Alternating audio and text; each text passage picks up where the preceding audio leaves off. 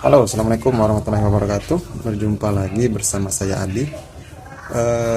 Maaf teman-teman, sudah lama saya tidak bisa mengupload video ataupun membuat konten karena HP saya dalam keadaan rusak beberapa bulan belakangan.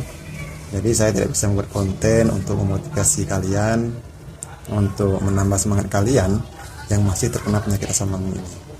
Nah, sekarang alhamdulillah HP saya sudah benar dan insya Allah akan terus membuat konten lagi, mungkin seminggu sekali upload ataupun seminggu 2 kali upload, karena saya juga sekarang lagi sibuk teman-teman, lagi sibuk berkebun karena sekarang itu ekonomi sangat-sangat tidak ramah tamah terhadap saya karena jualan saya sekarang lagi sepi. Jadi saya mencoba untuk berkebun sekarang teman-teman. Jadi habis jualan siang, saya sorenya ke kebun, pagi-pagi juga saya ke kebun, sudah itu saya jualan, sorenya ke kebun lagi. Jadi setiap hari itu seperti itu teman-teman. Malamnya terasa capek sekali dan saya istirahat dan tidak sempat untuk membuat video ataupun membuat konten. Tapi sekarang akan saya usahakan untuk membuat konten lagi untuk memotivasi kalian yang sekarang itu masih menderita penyakit asam lambung ataupun penyakit GERD dan juga anxiety disorder teman-teman.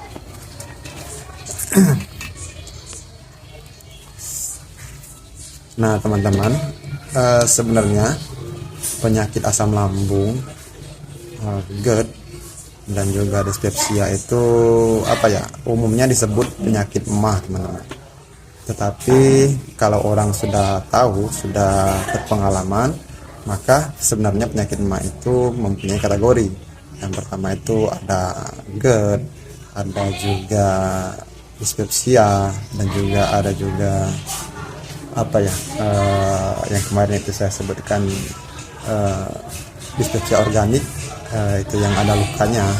Nah sebenarnya pada intinya pada umumnya gejalanya itu teman-teman hampir sama, merasa tidak nyaman di area perut dan sekitarnya. Nah sekarang itu saya akan jelaskan kembali penyakit emah itu sebenarnya dari 10 orang yang ada di sekitar kita itu menderita penyakit emah itu hampir 4 orang menderita penyakit emah teman-teman. Ada yang kronis, ada yang akut teman-teman, ataupun ada yang baru saja. Nah penyakit kronis itu kronis itu apakah itu berbahaya? Sebenarnya tidak teman-teman. Kenapa kita dibilang kronis? Kronis itu teman-teman menunjukkan bahwa kita itu menderita penyakit emah itu sudah cukup lama, minimal 2 ataupun 3 bulan ke atas, maka itu disebut penyakit emah kronis. Nah tetapi bagi kita yang baru menderita penyakit emah dan juga kita itu emahnya itu langsung kambuhnya itu agak ekstrim, maka itu disebut penyakit emah akut. Nah, jadi biar teman-teman tidak salah mengerti, tidak salah paham, kalau disebut kita itu penyakit emah kronis, kita itu sebenarnya bukan penyakit yang parah teman-teman, ataupun penyakit yang mematikan, tetapi menunjukkan bahwa kita itu menderita penyakit emah yang sudah cukup lama, maka disebut penyakit emah kronis teman-teman. Nah untuk gejala-gejalanya teman-teman, mungkin kalian sudah paham ataupun sudah tahu, tetapi di sini akan saya jelaskan lagi. Gejala penyakit emah itu misalnya dispepsia organik.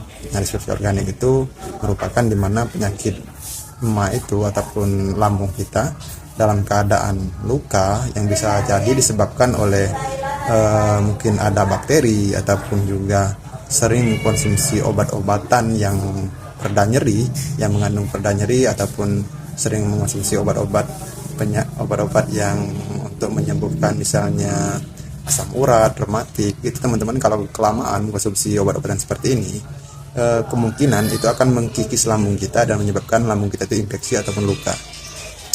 Nah sedangkan GERD teman-teman, GERD itu dimana merupakan kondisi lambung kita ataupun asam lambung kita itu berbalik ke atas ataupun reflux. Nah ketika dia reflux ini teman-teman akan mengganggu area pernapasan kita, sering kali sesak napas, sering sekali dada panas, dan juga sering sekali tenggorokan sakit, terasa mengganjal. Ini juga merupakan gejala dari yang namanya GERD. Sedangkan dispepsia tadi hanya biasanya di area perut saja teman-teman. Nah, ketika GERD itu maka akan naik ke atas. Yang ke atas itu mulai dari tenggorokan, hidung, gusi, gigi, kuping sampai ke kepala, itu merupakan gejala dari GERD, teman-teman. Nah, teman-teman harus pahami betul bahwa penyakit ini sebenarnya teman-teman mudah untuk disembuhkan asalkan kalian itu bisa memahami dan juga memantang apapun yang kalian tidak bisa makan, teman-teman. Misalnya kalian itu sedang mengalami dispepsia organik. Nah, ketika kalian sedang mengalami dispepsia organik ini, kalian itu harus pantang makan yang namanya cabai, asam, pedas, kafein. Karena ketika kalian makan cabai ataupun pedas, maka luka yang ada di perut kalian itu akan terasa pedih, teman-teman. Perlu kalian ketahui, ketika kita luka sariawan saja, ketika kita makan pedas, maka itu terasa nyerinya itu gimana ya, kalian pasti tahu rasa nyeri ketika sariawan itu sungguh tidak enak sekali kan. Nah, begitu juga di lambung kita, teman-teman. Ketika lambung kita mengalami luka, mungkin lukanya ada 1, 2, 3 dan sebagainya, ketika terkena yang namanya pedas ataupun kafein, itu maka terasa akan pedih, teman-teman. Nah, di mulut saja kita pedihnya sudah tidak ketulungan, apalagi yang berada di lambung, luka yang berada di lambung. Nah, maka dari itu, teman-teman, ketika kalian mengalami luka di lambung ataupun ada goresan, kalian harus benar-benar pantang yang benar-benar pantang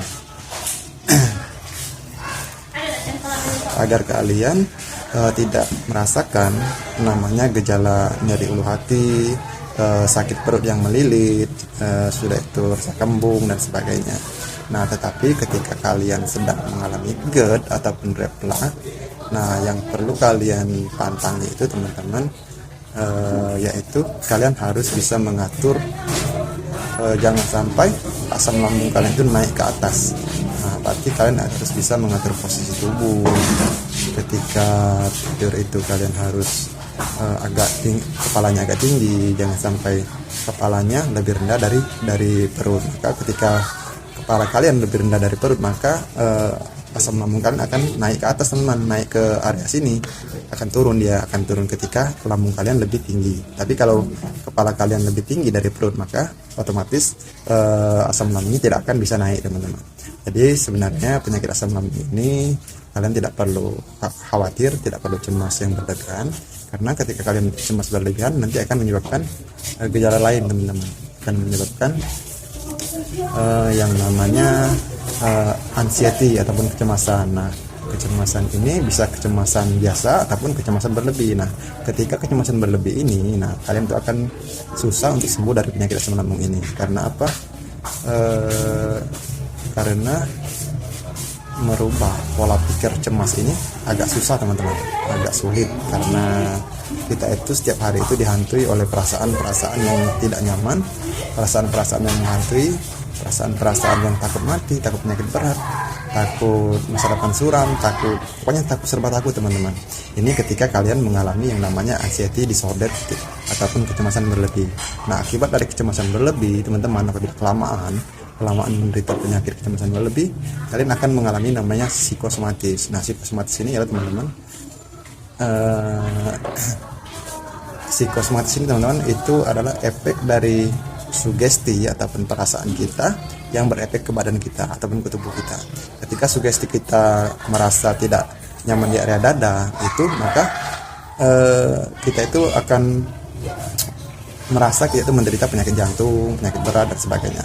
Jadi psikosomatis ini tingkatan dari anxiety disorder ataupun kecemasan berlebih dan meningkat menjadi psikosomatis. Dan ketika menderita psikosomatis, maka apa yang kita pikirkan ataupun apa yang kita rasakan itu akan berefek ke tubuh kita, teman-teman. Nah, sekarang, teman-teman, saya harap kalian itu lebih memahami, lebih tahu rinciannya ataupun lebih tahu tingkatannya. Ketika menderita penyakit dispepsia organik ataupun fungsional, meningkat menjadi GERD, meningkat jadi kecemasan berlebih ataupun anxiety, dan terakhir menjadi psikosomatis. Jangan sampai teman-teman mengalami yang namanya psikosomatis anxiety disorder. Kalau masih tahap apa ya, GERD ataupun emahnya fungsional ataupun organik itu lebih mudah untuk disembuhkan.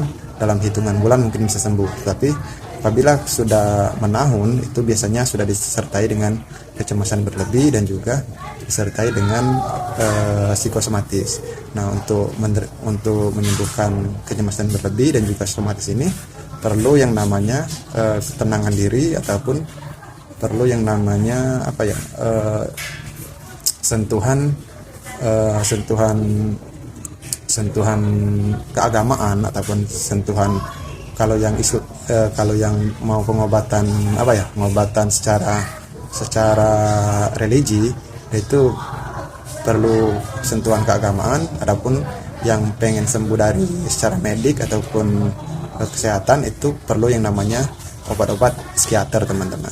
Nah, untuk menyembuhkan ini. Nah, saya pribadi, teman-teman, saya memang menderita yang namanya psikosomatis dan juga anxiety disorder, tetapi saya tidak memilih jalur medik, saya memilih jalur agama dan juga penenangan diri saya sendiri, teman-teman, dengan cara saya melakukan terapi-terapi yang saya pelajari dari kawan-kawan yang sudah sembuh. Dan alhamdulillah sekarang saya juga sudah sembuh dan sudah bekerja, sudah mulai berkebun, sudah walaupun banyak masalah, tapi pikiran kita bisa dikontrol. Itu merupakan ciri-ciri kita itu sudah sembuh, teman-teman. Biasanya kalau kita itu belum sembuh, apabila ada masalah dikit kita sudah kambuh. Ada masalah pasti kambuh, ada masalah pasti kambuh. Nah, itu ciri-ciri kita belum bisa mengendalikan yang namanya pikiran kita ataupun belum bisa mengendalikan yang namanya